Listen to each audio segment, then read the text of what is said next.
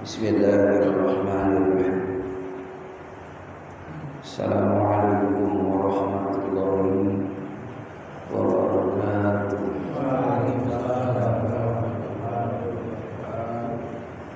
Bismillahirrahmanirrahim. Bismillahirrahmanirrahim. Bismillahirrahmanirrahim. Bismillahirrahmanirrahim. Asmihi syai'ul ard wa lafis samai wa sam'ani. Alhamdulillah, wassalatu wassalamu ala rasulillah Muhammad ibn Abdillah, wa la hawla wa la quwwata illa billah. Asyhadu an la ilaha illallah al-malikul haqqul mubin Muhammadur rasulullah sallallahu alaihi wasallam. Allahumma shalli wa sallim ala sayyidina Muhammad wa ala alihi wa sahbihi ajma'in. Qala Allah ta'ala fi kitabihil karim. Bismillahirrahmanirrahim. Ya ayyuhalladzina amanu tubu ilallahi tawbatan nasuha. Wa qala Nabi sallallahu alaihi wasallam, yursalunakum ma'aman ahabba.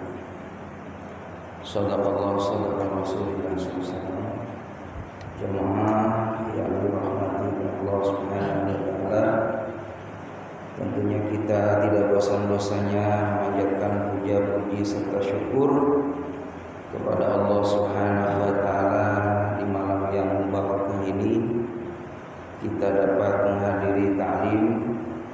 Semoga apa yang kita amalkan, yang kita lakukan menjadikan tambahan amal saleh kita di hadapan Allah Subhanahu wa taala. Allahumma shalli ala Muhammad, salawat dan salam semoga terlimpah curahkan keharibaan Nabi kita Muhammad sallallahu alaihi wasallam yang kita harapkan syafaatnya. Jamaah yang dimuliakan oleh Allah Subhanahu wa taala, taklim kita masih melanjutkan mengenai tentang materi ilmu fikih yang semestinya ini pelajaran akhlak, akan tetapi kita lanjutkan kembali. Pada pertemuan yang telah lalu kita membahas tentang bagaimana bermacam-macam bagian-bagian air yang dijelaskan itu ada air suci, air mustakmal, air musammas, ya, begitupun air mutanajis, ada air mutaghayyar. Itu sudah kita sampaikan pada pertemuan yang telah lalu, mudah-mudahan kita dapat memahami. Selanjutnya juga sudah saya sampaikan mengenai tentang rukun wudu, sunnah wudu. Sudah saya sampaikan pada malam ini, yaitu mengenai tentang syurutul wudu'i asyaratun. Syarat orang berwudu itu harus memiliki 10 syarat. Yang pertama adalah al-islamu, beragama Islam. Jadi orang Islam itu diwajibkan oleh Allah untuk melakukan ibadah sholat. Jadi orang Islam itu wajib sholat, karena itu merupakan miftahu kulli khair, kunci dari segala kebaikan. Kalau digambarkan kata ulama, yang namanya sholat itu sebuah tempat. Kalau kita mau mancing ke danau, itu kudu persiapan, bukan hanya sekedar pancing lalu juga umpan lalu bawa tempat. Jadi supaya kalau dapat ikan dimasukin ke tempat. Itulah yang namanya sholat, merupakan miftahu kulli khair, kunci daripada segala kebaikan. Jadi ada tempatnya. Maka amalan-amalan yang lain apabila kita sudah menjaga sholat akan diterima. Saum kita, zakat, sedekah, infak, haji, umrah, dan zikir, saum sunnahnya, Dan amal-amal saleh yang lainnya, kalau kita sudah menjaga sholat, maka sudah punya tempat amal yang lain akan diterima. Makanya jamaah rahimakumullah, orang Islam wajib sholat. Sebelum sholat kita harus mengambil air wudu. Makanya syarat bagaimana orang berwudu adalah al-islamu, beragama Islam. Jadi selain Islam, jemaah rahimakumullah, kalau dia berwudu pun dia salat belum bersyahadat tidak sah. Jadi wajib syahadat dulu orang non muslim, baru dia berwudu karena sudah Islam, kan gitu. Jadi kalau dia belum bersyahadat, belum muslim, maka sayang, sia-sia wudunya. Lalu yang selanjutnya watamyiz adalah tamyiz. Tamyiz itu sudah dapat membedakan mana yang baik, mana yang buruk. Yang selanjutnya adalah yang ketiga, wa naqa'u 'anil haid, suci daripada haid, wa nifas ataupun nifas. Ini berlaku pada kaum Hawa. Perempuan itu sunnahnya tiap bulan ada haid. Kalau nifas itu ba'da wiladah, setelah melahirkan. Nah, laki-laki ini nggak ada haid, jadi nggak ada liburnya sholat, ya, nggak ada liburnya saum di bulan Ramadan. Tapi bagi kaum Hawa, kaum wanita, ketika haid dia tidak boleh yang namanya mengerjakan sholat. Yang boleh adalah berzikir, bersolawat. Itu nanti babnya bab larangan bagi orang yang haid. Maka jemaah yang dimuliakan oleh Allah Subhanahu wa taala, maka syarat orang yang berwudu itu adalah dia suci daripada haid dan nifas. Yang selanjutnya, wa amma yamna'u wusulul ma'i ilal basharah. Jadi kita ketika melakukan berwudu itu harus suci dari barang yang dapat menghalangi sampai tembusnya air kepada kulit. Ya, jangan ada bekas apa gitu kan. Kalau mau wudu ada cat, dihilangin dulu tuh Pak. Minyak, oli dibersihin dulu. Ya, jadi kalau sudah bersih itu olinya, minyaknya pakai sabun, catnya, nah, itu berarti tidak ada hambatan air itu akan sampai ke kulit. Kalau masih ada yang menghalangi, itu tidak sah. Itu yang merupakan syarat daripada berwudu. Yang selanjutnya, wa alla yakuna 'alal udwi wan nifasi, yaitu pada anggota wudu tidak ada sesuatu yang dapat mengubah air seperti zafaron dan kayu cendana. Itu diantaranya, ya, orang yang berwudu itu dia harus benar-benar tidak ada penghalang untuk sampainya air itu kepada air.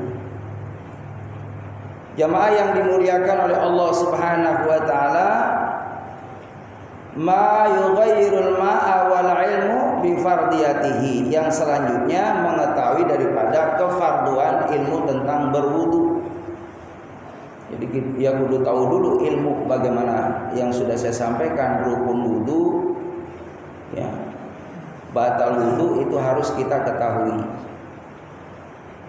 Jadi wal ilmu bi fardiyatihi, mengetahui tentang kefarduan wudunya. Adapun selanjutnya, wa alla ya'taqida fardhan min furudihi sunnatan. Tidak boleh menganggap salah satu kefarduan wudu sebagai sunnah. Jadi syarat berwudu itu kita harus paham mana yang wajib, mana yang sunnah. Sudah saya sampaikan 6 poin itu, dari niat, membasuh muka, yang kedua lalu membasuh tangan sampai sikut, membasuh sebagian kepala, membasuh kaki sampai mata kaki, lalu yang keenam tertib. Itu kita harus mengetahui bagaimana kefarduan dalam berwudu dan harus bisa membedakan tentang ya min furudihi sunnah, tentang sunnahnya. Jadi ada wajib, ada fardu, ada sunnah dalam berwudu. Sudah saya sampaikan tentang sunnah-sunnahnya. Wal ma'u tahur. Adapun selanjutnya, kalau kita mau berwudu harus memakai air yang suci. Sudah saya sampaikan, ada air suci, ada air mustakmal, ya, ada air mutaghayyir. Nah, itu sudah saya sampaikan. Harus suci airnya. Kalau 2 kula, ya, maka itu boleh kita langsung berwudu dengan air yang 2 kula. Tapi kalau kurang, itu nanti jatuhnya ke mustakmal. Jadi syaratnya harus suci airnya yang dipakai untuk berwudu.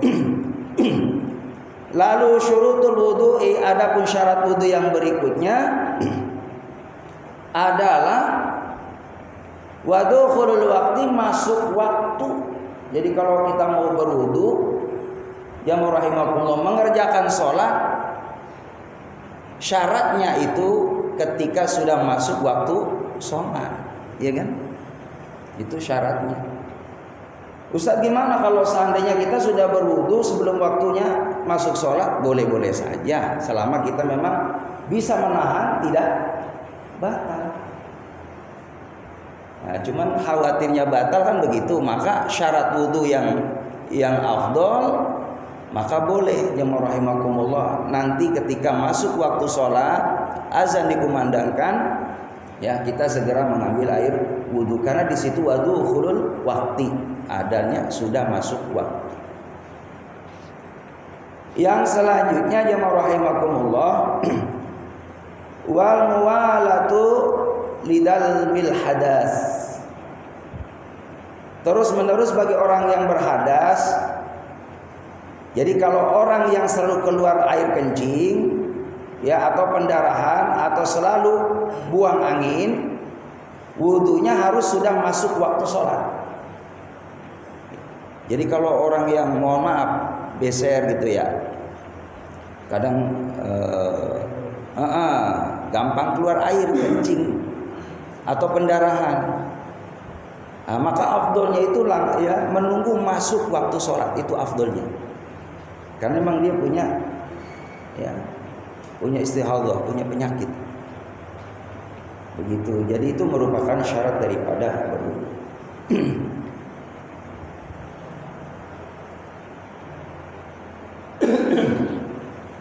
Yang selanjutnya adalah faslu nawafidul wudu arba'atu asya. Adapun yang membatalkan wudu itu ada 4 macam. Al-awalu al-khariju min ahadis sabilain. Apa yang membatalkan wudu seseorang? Yaitu keluar dari salah satu kedua lubang, baik dari depan ataupun dari belakang, kubul dan dubur. Kubul itu jalan depan, dubur jalan belakang. Itu yang membatalkan. Jadi kalau keluar salah, ya, keluar dari 2 jalan itu, baik itu buang air kecil, air besar, ataupun ujug-ujug ada yang keluar, nah itu wudu kita batal. Ataupun jamaah rahimakumullah tadi buang angin, ya, buang angin. Ini kadang nih ujian nih, ya, hati-hati juga. Kadang godaan juga di saat kita udah wudu, perasaannya kayak kentut gitu kan. Ini was-was. Jadi kita harus yakin, kata ulama, kalau memang kita nggak ngerasa buang angin, ada rasa seperti itu, nggak perlu diikutin. Gitu. Kecuali kita emang ada rasa benar ya, atau ada bunyi. Enggak bunyi tapi bau. Nah, enggak bunyi tapi bau. Nah, baunya ini enggak ada lawannya, sendirian. Berarti kita nih. Begitu. Jadi kalau memang ada benar-benar rasa ada suara atau ada bau, itu berarti buang angin. Tapi kalau rasanya kok ada ini gitu ya, nah itu kita tepis aja. Jadi jangan ngikutin. Jadi yang membatalkan wudhu itu adalah yang keluar dari salah satu kedua lubang, baik dari depan ataupun belakang. Yang selanjutnya jemaah yang dimuliakan oleh Allah Subhanahu wa taala yaitu hilangnya daripada akal kita tidur ya. Jadi kalau kita tidur habis wudhu nih, lalu kita tidur, itu batal. Kecuali tidurnya itu benar-benar menetapkan gitu ya, pantatnya tetap begini.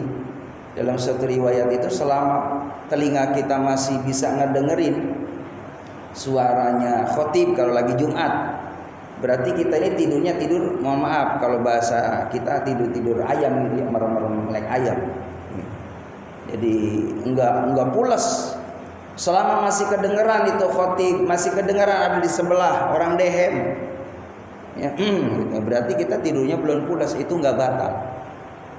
Tapi kalau sampai kita tidurnya benar-benar nyenyak banget, sampai nggak nyadar, apalagi sampai ngimpi kemana-mana, ya, itu begitu. Nah, itu yang membatalkan daripada wudhu kita. Jamaah yang dimuliakan oleh Allah Subhanahu wa taala, jadi itu yang kedua, asani zawalul aqli, yaitu hilang akal, termasuk pingsan. Itu batal orang pingsan. Orang pingsan, orang tidur itu batal.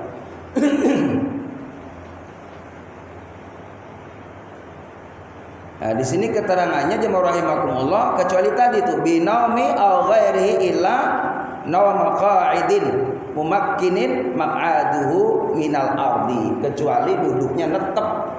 Ya, kalau netep begini itu nggak bakal keluar tuh angin. Nah, itu tidak batal. Dengan syarat tadi masih ngedengar ada suara-suara yang orang ngobrol. Yang selanjutnya asalisu, adapun yang ketiga, iltiqa'u basyarataini rajulin wa imra'atin kabiraini ajnibayyaini min ghairi ha'il, yaitu bersentuhan kedua kulit laki-laki dan perempuan yang balik yang bukan saudara mahram tanpa penghalang. Jadi kalau bersentuhan nih sama perempuan yang bukan mahram tanpa penghalang yang sudah balik, itu batal. Nah, kecuali belum balik. Kalau perempuan itu kan ya 9 tahun atau sudah haid atau pernah bermimpi keluar mani. Begitu itu ya selamanya sudah balik. Kalau laki-laki 15 tahun. Jadi jamaah rahimakumullah, orang yang sudah berwudu lalu bersentuhan kulit, baik laki-laki ataupun perempuan yang sudah balik, maka itu membatalkan daripada wudu kita. Yang selanjutnya ar-rabi'u, adapun yang keempat, yaitu masuk kubril adami, ya, au halqati duburihi bi batnir rahati au butunil asabi', yaitu yang keempat yang membatalkan daripada wudu kita menyentuh kubul manusia atau lubang duburnya dengan telapak tangan atau ujung jarinya. Jadi Bapak kalau habis wudu nih, ya, jangan sampai nih tangan kita ini nyentuh ke ujung. Pakai celana nih, pakai celana sampai nyentuh nih, ya, dakar kita, itu batal. Ya, ataupun kita iseng gatel gitu kan, nyelup ke dalam nih, itu batal. Tapi kalau di luar area itu nggak apa-apa. Ya, seperti di luar daripada di luar lubang dubur antar gitu, nggak batal. Tapi kalau pas duburnya lubangnya jari kita itu nyentuh baik ya zakarnya, itu batal, termasuk dubur kita. Jadi jamaah yang dimuliakan oleh Allah Subhanahu wa taala, itulah ya yang merupakan hal-hal yang membatalkan daripada wudu kita. Barangkali dari sini mengenai tentang syarat wudu, batal wudu yang sudah saya sampaikan, ada hal yang perlu dipertanyakan, dipersilahkan. Kita adanya saat Jumat nih, kita nggak tahu kalau ketiduran tuh kalau pulas nggak sah itu, kalau nggak tahu gimana? Ya yang namanya kita nggak tahu dimaafin sama Allah. Ya namanya nggak tahu dia dimaafin sama Allah. Nah tapi nanti kedepannya kalau kita tahu nih, jangan diulang karena kita udah tahu ilmu. Jadi gugurnya kewajiban seseorang tidak berdosa itu karena tidur, karena lupa, karena tidak tahu. Jadi orang nggak tahu nggak apa-apa. Nah sekarang udah tahu nih. Kita tidur Jumat nyender, ya kan, kalau ngantuk nyender sampai pules banget. Ya kalau menurut keterangan itu udah batal. Kecuali masih kedengeran nih sayup-sayup suara khatib. Kalau dalam ilmu fikih seperti itu boleh. Atau kita duduknya ya tadi dalam kondisi netepin pantat kita, tidak berubah posisi. Maka itu kata ulama tidak batal. Tapi kalau udah nyender, biasanya udah buka. Tapi kalau udah begini nutup. Bahkan kata ulama itu nutupnya dubur itu ada pada mata. Jadi kalau mata kita melek itu nutup. Tapi kalau udah merem buka. Itu diantaranya. Jadi makanya ya kita harus hati-hati juga. Lagian kan nggak lama Jumat. Ya paling khotib 10-15 menit. Usahakan jangan cari senderan. Begitu ya. Lagian yang namanya mendengarkan khotib itu rukun Jumat. Wajib tuh Pak. Jadi jangan sampai lagi sholat Jumat tuh tadi kita nggak dengerin, apalagi ngobrol. Faqad laghat, itu sia-sia Jumatnya. Karena rukun daripada Jumat diantaranya mendengarkan khutbah. Gitu Pak Dek. Ya. Silakan. Ini misalnya saya sholat Jumat kan. Udah gitu saya kentut gitu. Karena ramai benar kan. Iya. Saya terusin aja sholat saya. Iya. Boleh nggak juga? Ya Allah. Iya, namanya nanya nggak apa-apa. Jadi begitu. Iya. Malu. Iya. Yang namanya kita ibadah ya sholat itu akan diterima kalau dalam kondisi suci daripada hadas ataupun najis. Kita udah suci daripada hadas, ya kan? Hadas kecil, udah berwudu nih, lagi sholat Jumat buang angin. Ya, Bapak langsung keluar ambil wudu, wajib itu, jangan diterusin. Iya tetap. Walaupun padat kayak apa, Bapak nyari posisi pinggiran, di pinggir tuh, jangan melangkahin. Bapak cari posisi di pinggir, ya dengan isyarat gitu kan. Ya, pokoknya mah kita batal gitu kan. Begitu. Iya. Diterusin di rumah aja. Jangan, nggak boleh. Nggak boleh. Keluar gitu. Iya, apalagi gini, orang sholat tanpa wudu itu haram, nggak boleh. Haram hukumnya Pak De. Udah saya lanjutin aja sholat. Itu bukan dapat pahala, dosa. Begitu. Jadi tetap Bapak ya ke belakang ambil air wudu. Walaupun kondisi berjubel bagaimanapun, nanti cari posisi paling belakang Pak De. Iya kan? Sholatnya ngikutin di belakang. Karena tadi kan posisi kita di depan nih. Iya. Udah langsung aja belakang. Sedapatnya Pak De. Kalau seandainya Bapak dapat 1 rakaat nih, udah lanjutin nanti rakaat berikutnya. Itu sah. Nggak apa-apa. Sampai saking ramenya ketinggalan 2 rakaat, belum salam, ikutin aja. Bapak dapat keutamaan sholat berjamaah. Begitu. Ini satu lagi Ustaz. Iya boleh. Ini agak ini juga ya Ustaz. Sekarang ini ada misalnya kita harus sholat Ustaz. Imamnya yang namanya umur ya Ustaz ya, pingsan atau meninggal gitu, terus ininya gimana tuh Ustaz? Makmumnya Ya. sekarang jadi panik atau bubar dulu atau Jadi gimana? gini, makanya di belakang imam itu orang yang tahu ilmu.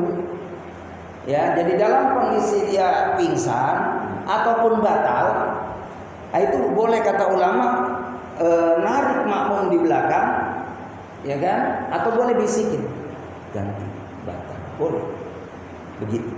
Jadi langsung ke depan. Begitu, Mas. Jadi jangan sampai langsung iya.